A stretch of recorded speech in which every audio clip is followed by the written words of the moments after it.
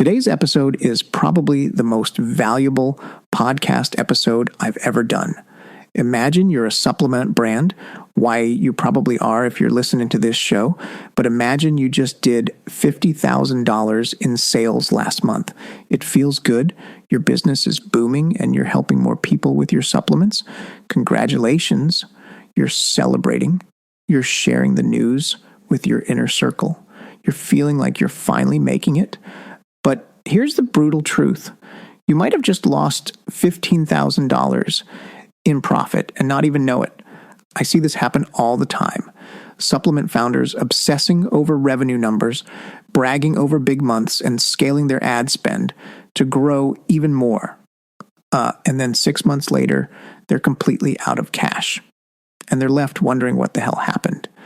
Today, I'm going to show you the 2 financial frameworks that every supplement founder needs to master if you want to build a real business. We're going to talk about some complex stuff, but I'll simplify it for you. Yes, we're going to talk about math, but stick with me. It's going to be interesting, and you might want to listen to this one a few times. And if you're driving, pull over to take notes. Okay, so what's this all about? We're going to talk about unit economics, which is the profit you actually make per customer.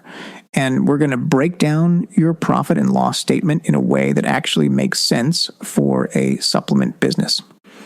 By the end of this episode, you're going to understand why revenue is actually a vanity metric and does not actually really mean success. You're going to know the simple formula that reveals whether you can actually grow profitably. And you're going to learn how to read your P&L like a finance expert instead of just looking at the top line number. And I'm going to give you real supplement brand examples with actual numbers so you can see exactly how this works in the real world. I've worked with dozens of supplement brands at this point, and the ones that fail, they all make the same mistake. They chase revenue growth while ignoring the fundamentals. The ones that succeed, they obsess over the numbers I'm about to share with you. Welcome to Health Business Mastery, the Creative Thirst podcast. I'm your host, Bobby Hewitt.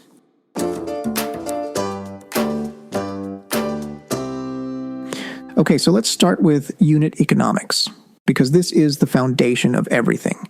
Unit economics is simply the profit contribution you generate per bottle sold. Put simply, this is your profit per customer or profit per order. The fundamental question that unit economics answers is this: do I actually make money when I sell this product? And you'd be shocked at how many founders don't actually know the answer to that question. They just look at the cost of the bottle and the price they sell it at. And if that math works out, they think they make a profit. Here's why unit economics matters more than revenue. Let me tell you a story about 2 supplement brands I worked with. Both were at the $1 million mark. Both were doing $100,000 per month in revenue. Brand A had $20,000 in profit contribution. That's a 20% margin.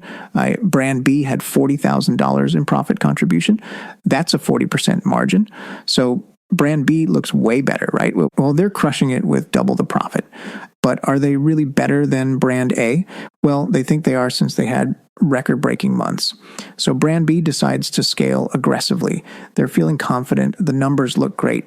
They start pouring more money into ads, expanding to new channels, hiring a team. Fast forward 6 months. Brand A scales to $300,000 per month, and they're making $60,000 in profit contribution. They're thrilled. They're growing steadily. Brand B also scales to $300,000 per month, but now they're negative $25,000. What happened? They're losing money. They're bleeding cash on every order. What the hell happened?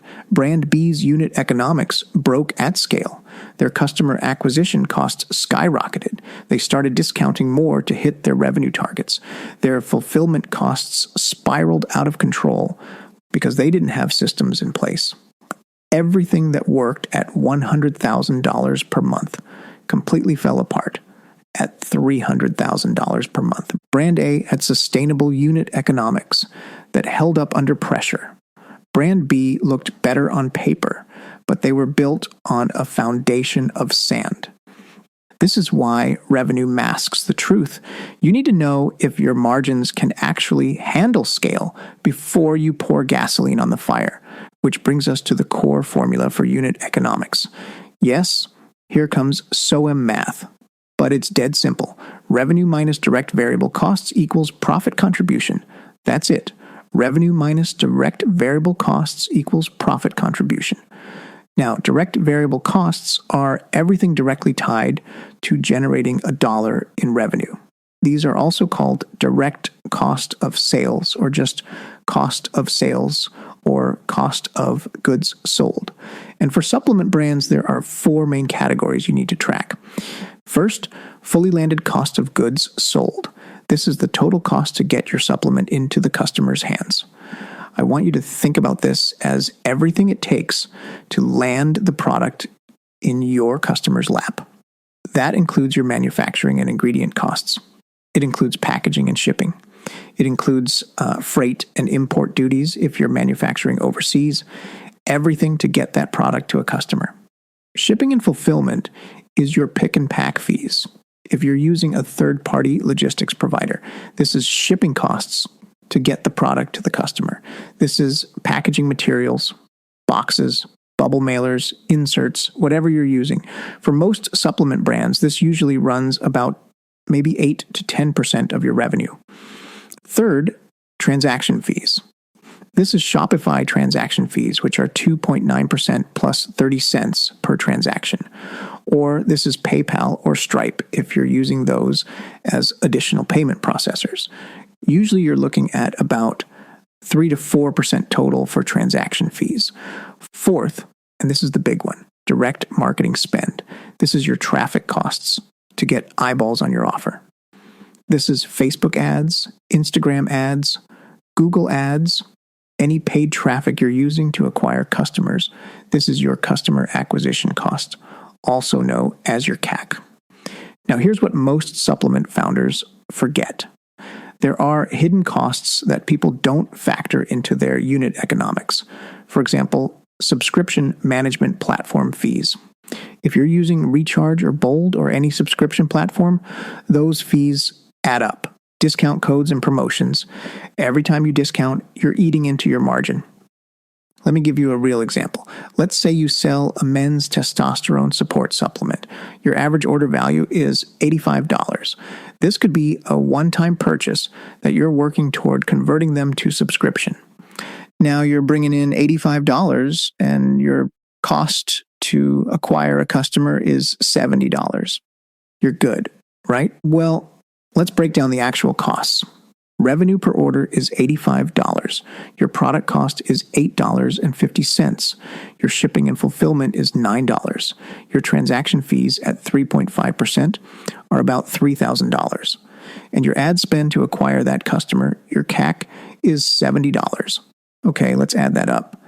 8.50 plus 9 plus 3 plus 70 equals $90.50. So your total direct costs are $90.50. What? Wait a sec. You brought in $85 in revenue and spent $90.50 to get it. Your profit contribution is negative $5.50. You're at a negative 6.5% margin. You're losing $5.50 on every single first order. And I can hear what you're thinking right now. Wait, that can't be right. I'm losing money on every sale? How is that a business? Yes. And that's actually the game. This is how most successful supplement brands operate.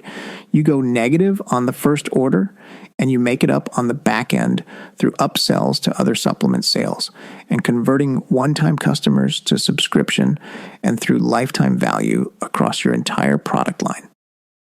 The question isn't, am I profitable on first purchase? The question is, can I recover this through lifetime value? Or if you really want to get sophisticated, what's your payback period to profitability? But let's save that more complex topic for another episode.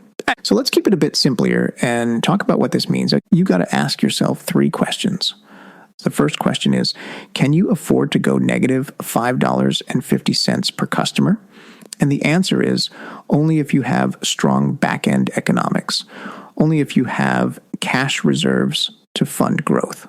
Only if your lifetime value model is actually proven with real data, not just projections in a spreadsheet. Second question is, can you realistically lower your customer acquisition cost? Maybe you can get down to $65 on a good day. Maybe if your creative is absolutely crushing it, you can get to $55. Maybe you can get it lower, but the real leverage isn't in cutting your CAC in half. Remember, CAC is the cost to acquire a customer. The real leverage is in increasing your average order value and your back-end lifetime value. Third question is, do you have enough cash to actually scale? Because here's the math. You're losing $5.50 per customer up front. If you acquire 1,000 new customers, that's negative $5,500 in cash burn. If you acquire 10,000 new customers, that's negative $55,000 in cash burn. You need to have that cash available to fund the growth until the back-end revenue catches up from sale 2, 3, 4, and beyond.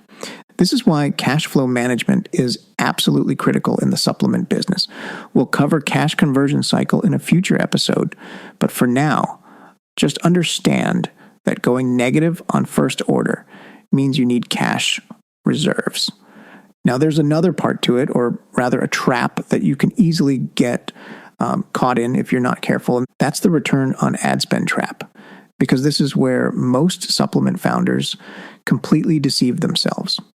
Meta and other traffic platforms make it really easily to see the return on ad spend for each ad. And you might be thinking, well, I have a 1.2 times return on ad spend, known as ROAS, so I'm barely breaking even, right? Well, you're probably not even close. Let's prove it with the math. You spend $70 on ads. You get $85 in revenue. That's a 1.2 times return on ad spend. Sounds like you're break even or maybe slightly ahead, but after all costs, you lost $5.50. You're not breaking even. You're bleeding cash on every single order. ROAS doesn't tell you if you're profitable. Now, you might say, but no, I have a better return on ad spend. Mine is a 3 times ROAS as on my retargeting campaigns. Great, that's fantastic for retargeting. But new customer acquisition is the real test. Most supplement brands have 1.2 times to 1.5 times return on ad spend on cold traffic. And that's normal. That's why back-end lifetime value is everything. Here's the key insight I need you to understand. Return on ad spend is a marketing metric. It tells you how efficient your ads are. Profit contribution is a business metric. It tells you if the model actually works. For supplements, you need to think in terms of lifetime value, not just first order profitability.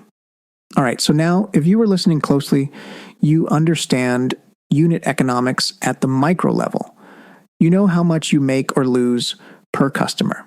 Now, let's zoom out and look at how this shows up in your profit and loss statement.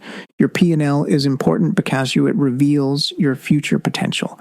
Investors and creditors use it to determine if your business can generate enough profit to cover investment costs. And you should too. They're asking, can this business actually make money? Is it sustainable? Can this grow? Here's another trap that most founders fall into. You see $300,000 at the top of your P&L, and you think you're crushing it. You're growing. You're hitting revenue milestones. Meanwhile, you're actually $30,000 in the hole that month, and you don't even realize it until you look at the bottom line. The P&L shows you what you made, but more importantly, it shows you what you kept. And there's a massive difference between those two things. Now, most marketers don't read the P&L at all. If this has been you up until now, we're going to change that today. Because operators and marketers, the people who actually win in this business, they need to understand 3 critical sections of the P&L that reveal whether your business is a sustainable profit machine or headed for a disaster. Let's break down the 3 critical P&L sections. The first section are demand signals. This is your revenue section at the top. This shows how well demand aligns with supply through your gross sales, your discounts, your refunds, and shipping revenue collected. When your discount rate spikes or your refunds climb, your demand signals are telling you something important. They're telling you that something is wrong. For supplement brands specifically, here are the red flags to watch out for. If your discount rate is above 15%, you're training customers to wait for sales. They're not buying at full price anymore. You've conditioned them to expect discounts. That's a major problem. If your refund rate is climbing, you have either a product quality issue or an expectation mismatch. People aren't getting what they thought they were buying. You may have oversold it. Let me show you what this looks like with real numbers. Let's say your gross sales are $315,000 for the month. Discounts are negative $12,600. That's 4%. Refunds are negative $2,400. That's less than 1%. You collected $27,000 in shipping revenue. Your net revenue is $327,000. Now, that discount rate of 4%, if that's climbing month over month, your demand signals are weakening. Customers aren't buying at full price anymore. That's a red flag you need to address before it becomes a crisis. And if your refund rate ever climbs above 1%, you need to investigate immediately. That signals either product quality issues or a mismatch between what you're promising and what you're delivering. Okay, so the second section on the P&L to Lou, as is the variable costs. This is where unit economics shows up in your P&L. And we break this into 3 stages: creation, delivery, and distribution. Stage 1 is creation. This is making your product ready for sale.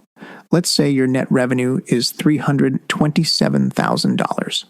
Your product cost, which includes manufacturing, ingredients, packaging, testing, and freight to get it into your warehouse, is $65,400. That's 20%. Your product profit is $261,600. That's an 80% margin. This calculation is called contribution margin 1, or CM1. Think of this as product margin or manufacturing margin. For supplements, you want to target 70 to 80% after product costs. If you're below 60%, your landed cost of goods sold are too high, or your pricing is too low. Premium priced brands with efficient manufacturing and strong pricing can hit 75 to 85%, sometimes a bit higher. This is why supplements are such an attractive business model. Low cost of goods relative to the price you can charge. But that also means you have more room to spend on customer acquisition, which is exactly what you need to do. Stage 2 is delivery. This is getting the product to your customer. You start with your product profit of $261,600. You subtract delivery costs, which include shipping, fulfillment, and transaction fees. Let's say that's $32,700, which is 10% of revenue. Your gross profit is now $228,900. That's a 70% margin. This calculation is called contribution margin 2, or CM2. Think of this as delivery margin or fulfillment margin. For supplements, you want to target 70% after shipping and delivery. If you're not, then your fulfillment is inefficient or your shipping costs are too high. Most supplement brands land in that 68 to 72% range, sometimes 60. Stage 3 is distribution. This is direct marketing spend to acquire customers. You start with your gross profit of $228,900. You subtract your direct marketing spend, which for this example is $196,200. That's 60% of revenue going to ads. Your profit contribution is $32,700. That's a 10% margin. This calculation is called contribution margin 3, or CM3. Think of this as marketing margin or acquisition margin. For supplements, in the brutal reality of scaling with paid ads, you're often looking at negative 5%, even negative 15% after ad spend. But some are positive 5% profit contribution margin on new customer acquisition. Yes, you heard that right. Many successful brands are actually losing money on every first order because CAC, which is the cost to acquire a customer, is typically $55 to $85 for cold traffic, and with an $85 average order value, which is kind of low. So the math just doesn't work on first purchase. This is why back-end lifetime value and retention are absolutely non-negotiable in this business. You're not building a business that's profitable on first order. You're building a business that acquires customers at break even or a loss, then makes the real profit on the back end through repeat purchases, subscriptions, upsells, and cross-sells. If you're above 10% profit contribution on new customers consistently, you're in a really strong position. That means you have room to scale aggressively, or your customer acquisition is extremely efficient compared to most brands. The third section on the P and L to look at are your fixed costs, also called operating expenses. This is where management decisions show up. You start with your profit contribution of $32,700. You subtract operating expenses. Let's say those are $49,050. This is your earnings before interest, taxes, depreciation, and amortization. In this example, it's negative $16,350. Yes, you're losing money on your operating expenses in this example. What's an operating expense? This is the team's salaries, plus any software and tools like Shopify, email platforms, SMS platform costs, fees for any analytics tools like Wicked Reports, Triple Whale, things like that, plus any rent and warehousing costs if you have any. And this also includes any professional services like your accountant and lawyer, and general administration costs. Okay, here's the brutal truth. Even with just $49,050 in operating expenses, you're still losing $16,350 that month. And here's the thing. Operating expense is typically the best place to cut costs and grow profitably. This is why many successful supplement brands run lean with under 10 people. Many 8-figure brands operate with just 1 to 4 people. Every salary, every tool subscription, every office expense comes directly out of that slim 10% profit contribution margin. So operating expense comes after all 3 contribution margins. It's subtracted from CM3 to get to your final profitability. Let me show you the math. If you're doing $327,000 per month with $32,700 profit contribution, every $10,000 in monthly operating expense costs you about a third of your potential profit. Keep operating expense under $22,000, and suddenly you're profitable. You're making $10,000 per month. Scale to $1 million per month while keeping operating expense under $100,000. Now you're making real money. Now you're building actual wealth. The operating expense efficiency rule for supplements is this. Keep operating expense under 15% of revenue. At $327,000 in revenue, that means maximum $49,050 in operating expense to break even. At $1 million in revenue, keep operating expense under $150,000 for healthy profit. Every dollar you save in operating expense drops straight to your bottom line. Now let's talk about what finance fluent supplement founders actually track. They don't just look at the bottom line profit or loss. They track all 3 contribution margins separately because each one tells you something different about your business. CM1 is your product margin, shows production efficiency. Are you manufacturing efficiently? Are your ingredient costs optimized? Is your pricing strong enough? If your product margin is weak, you have a sourcing problem or a pricing problem. CM2 is your delivery margin, reveals delivery efficiency.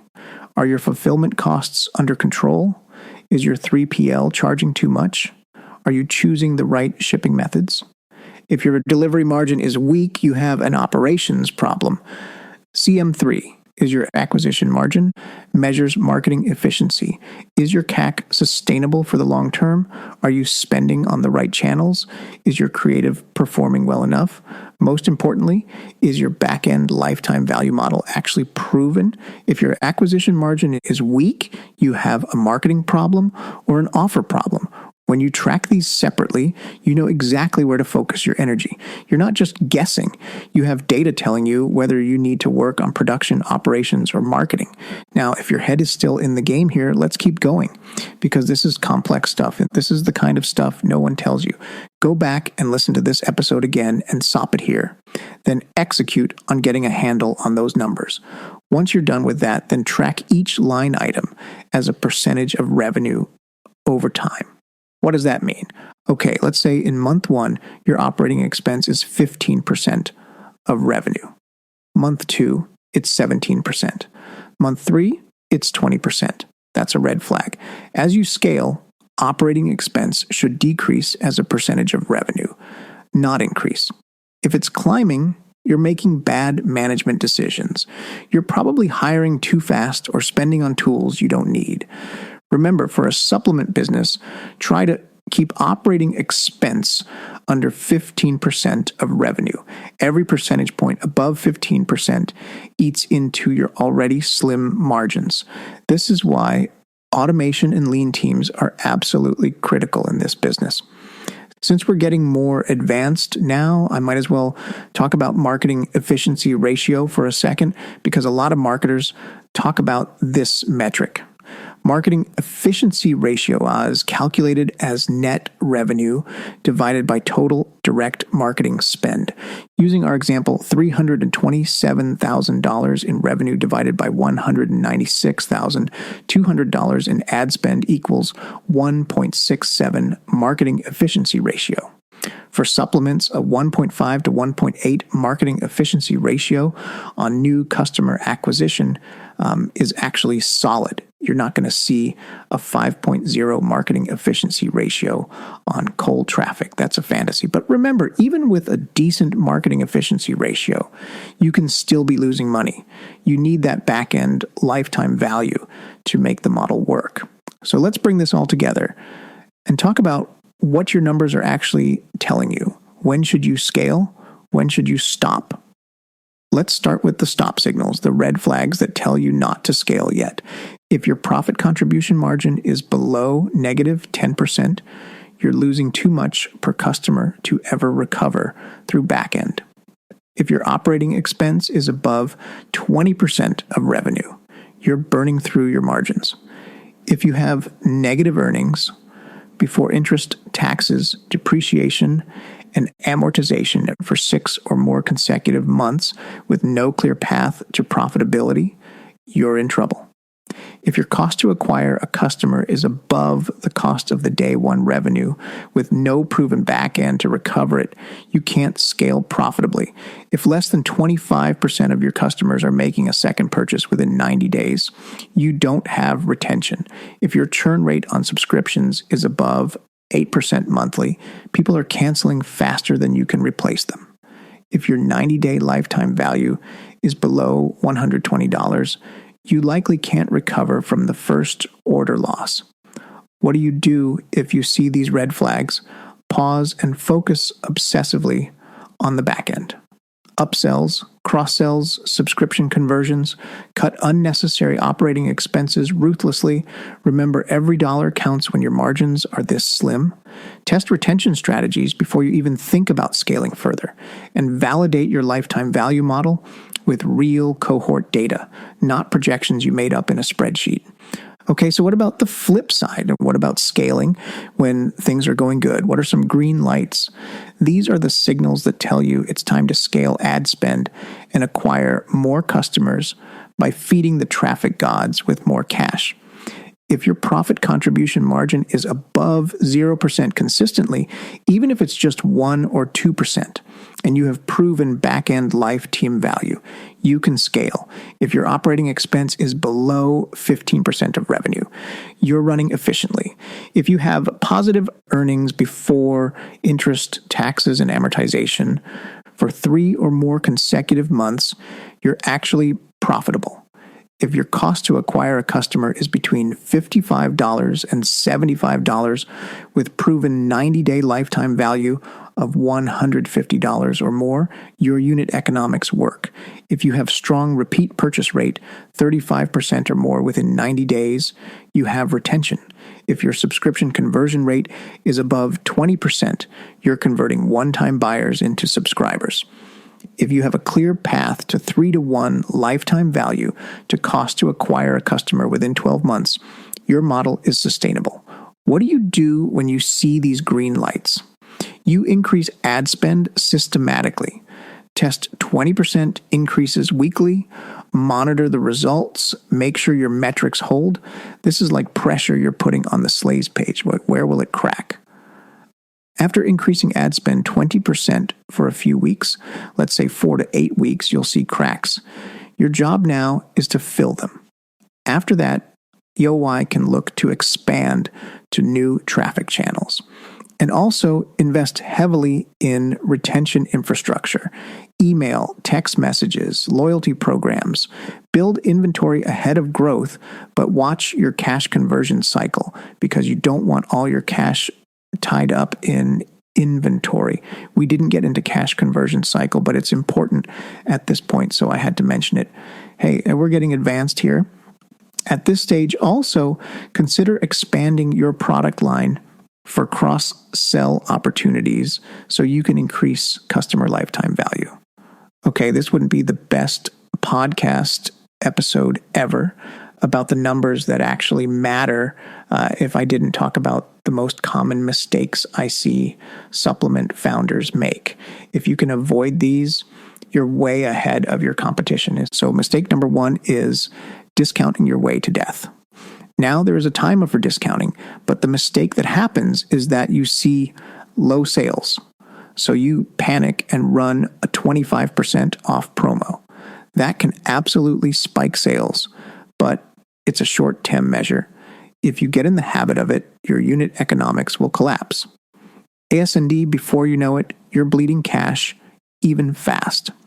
This is when the discount death spiral begins. But here's a very important caveat. I want you to pay attention here.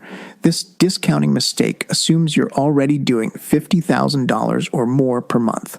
If you're a startup making nothing, discounting is actually a different game. At that stage, you need to discount aggressively to get your first 1,000 customers. When you're starting out, you're not buying profit. You're buying data. You're validating product market fit. You're building social proof and reviews. You're learning what actually converts. So if you're not doing $50,000 per month, discount away. Run 30 to 40% off promos. Do buy one, get one deals. Whatever it takes to get customers in the door and prove the model works. But once you hit $50,000 or more per month and you have proven demand, stop training customers to wait for discounts. Start building a premium brand. Start selling at full price and improve your marketing copy and persuasion to make up for the lack of discounts. This will also make discounts more meaningful when they happen. There are certain times when you just have to, like a Black Friday sale, go back to those episodes to understand how to do that, to acquire customers, to make it work. Now that you know what you know from this episode. Okay, mistake number 2 I see is scaling before the back-end economics work. Here's what happens. You think, I'll make it up in volume. The truth is, no, you won't. If you're losing per order, volume just multiplies your losses. 10 times the orders means 10 times the losses. You need a proven back-end lifetime value before you scale. That means real cohort data showing customers actually buy again. Real subscription conversion rates, not what you hope they'll be. real upsell and cross-sell rates.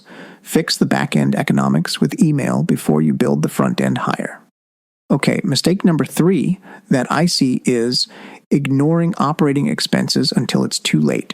In this scenario, you start hiring a full team before you have the margins to support it. Remember, many 8-figure supplement brands run with 1 to 10 people total, but it might not be more people that gets you here. You might start paying for enterprise software when you're only doing $50,000 per month. You might rent office space or warehousing that you don't actually need. Every $1,000 per month in operating expenses requires $10,000 in additional revenue just to maintain your 10% profit contribution. Think about that. Stay lean. Automate everything you can. Outsource strategically. Resist the urge to look like a real company with a big office and a big team. That's ego. That's not business. Okay, mistake number 4 that I see is confusing return on ad spend with profitability.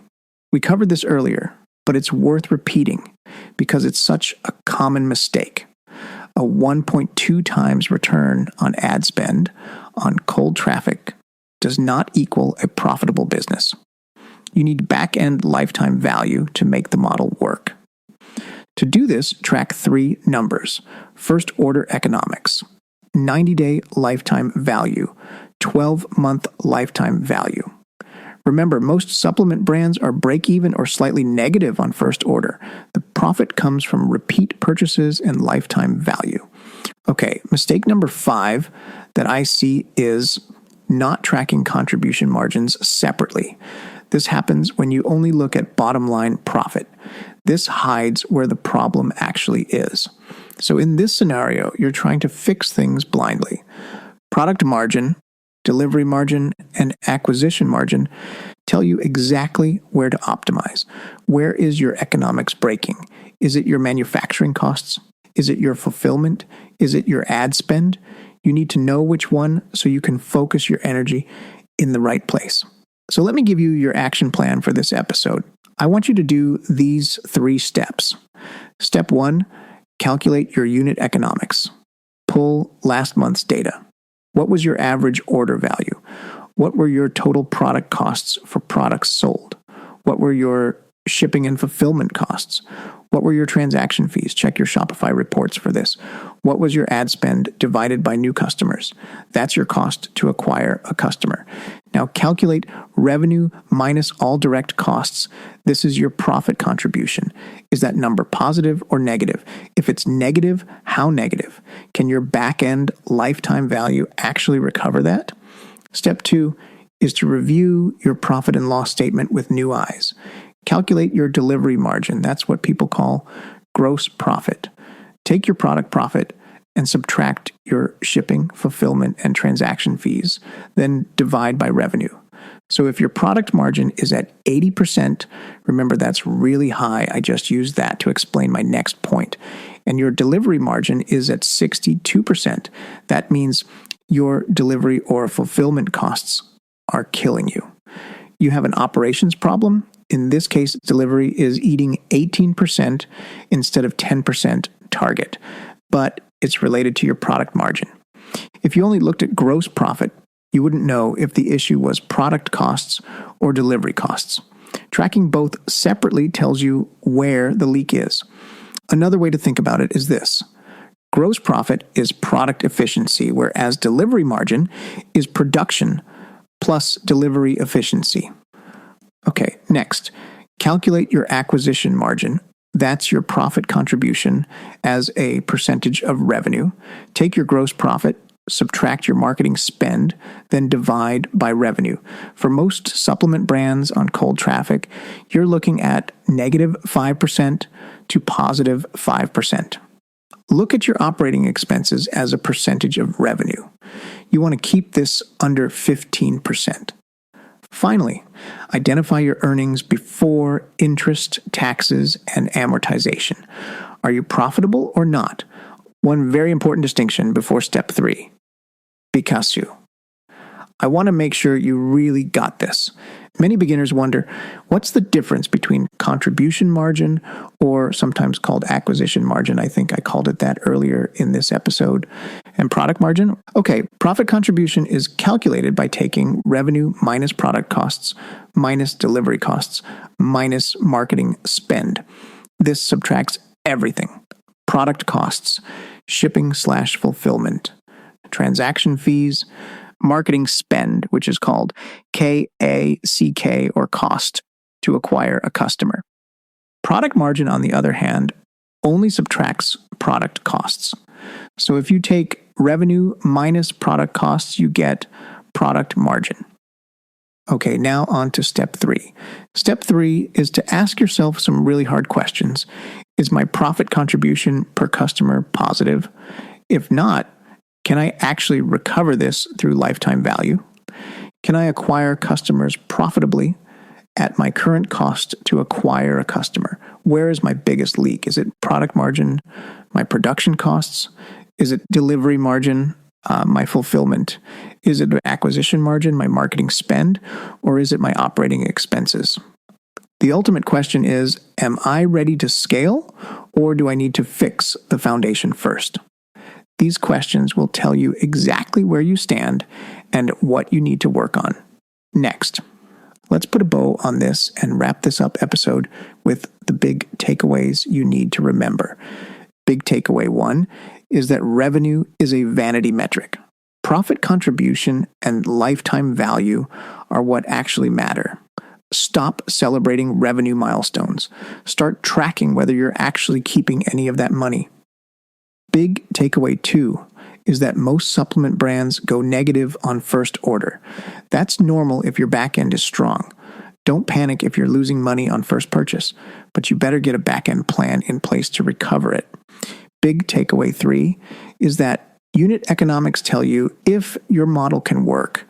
Back-end lifetime value tells you if it does work.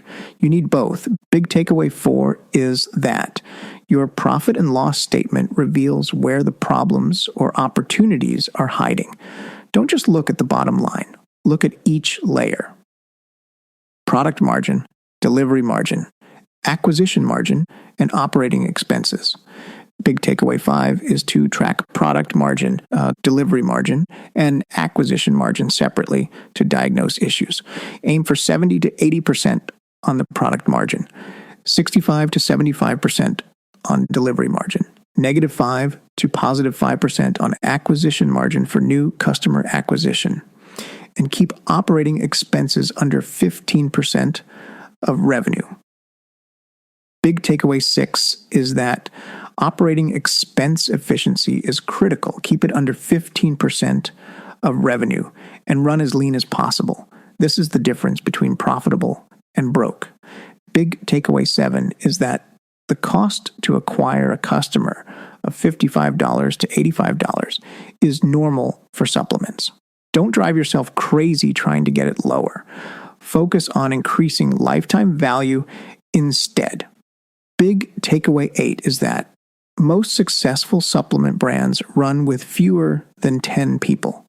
You don't need a big team. You need tight economics. Here's the reality check.